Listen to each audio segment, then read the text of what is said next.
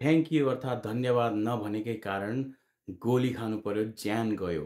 हिजो मैले बनाएको समाचारमा जहाँ पेट स्मार्ट स्टोर नजिकै एउटा महिलाको गोली लागि मृत्यु भएको थियो, त्यस सम्बन्धी केही विस्तृत जानकारीहरू आएको छ। आउनुहोस् के भएको थियो सुनौँ।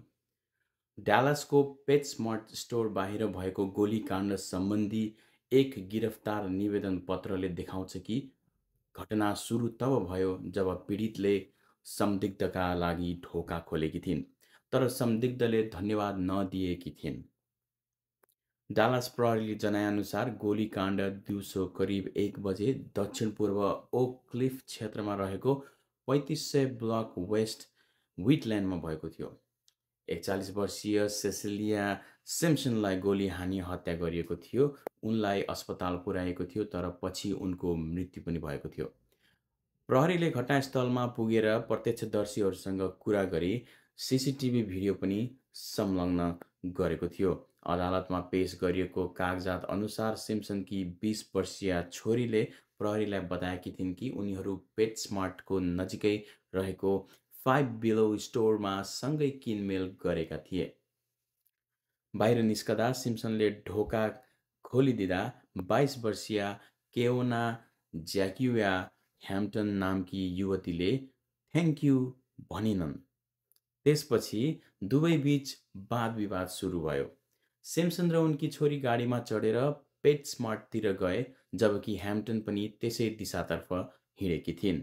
सिम्पसनले पेटस्मार्टभित्रका कर्मचारीलाई आफूहरूलाई ह्याम्पटनले पछ्याइरहेको बताइन्। केही समयपछि ह्याम्पटन पनि भित्र पसिन् र फेरि विवाद भयो।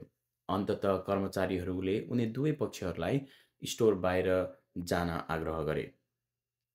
पार्किङमा गाडीमा बस्ने क्रममा ह्याम्पटनले सिम्पसनको गाडीमा पेय पदार्थको बोतल फ्याँकेकी थिइन्। त्यसपछि सिम्पसन उनलाई सम्झाउन गइन् र दुवै बीच हाताहात भयो। छोरीका अनुसार झगडाका क्रममा उनकी आमाले ह्याम्पटनलाई केही चोट पुर्याएकी थिइन् र हामीलाई छोड भन्दै चिच्याएकी पनि थिइन्।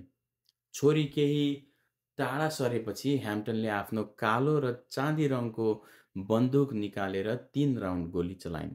सिम्पसन ढलेकी थिइन् र त्यहीँ मृत्यु भयो।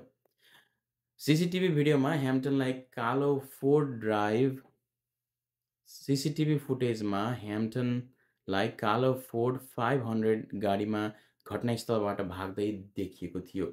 प्रहरीले उनको ठेगानामा गएर निगरानी राखे र उनको अपार्टमेन्टको बाल्कनीमा उनलाई देखे। उनी त्यही कपडामा थिइन् जुन भिडियोमा देखाएको थियो। त्यसपछि साँझ करिब 7:45 बजे प्रहरीले उनको गाडी रोकेर उनलाई पक्राउ गर्यो। सोधपुछमा ह्याम्पटनले विवाद भएको, बोतल फ्याँकेको र झगडा भएको पनि स्वीकार गरे। उनले भनिन् कि आफूलाई टाढा राख्नका लागि मात्र गोली चलाएको।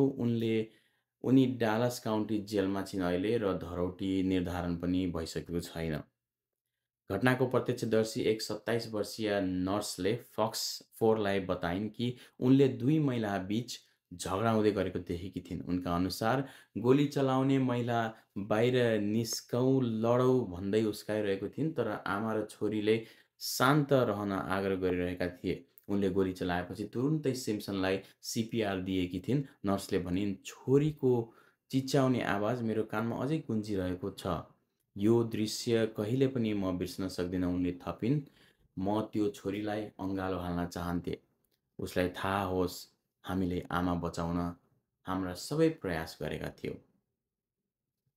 गाइज, त्यसैले यस्तो विषयमा केही झगडा पर्यो भने झगडाको वाद विवादतिर नलाग्नुहोला।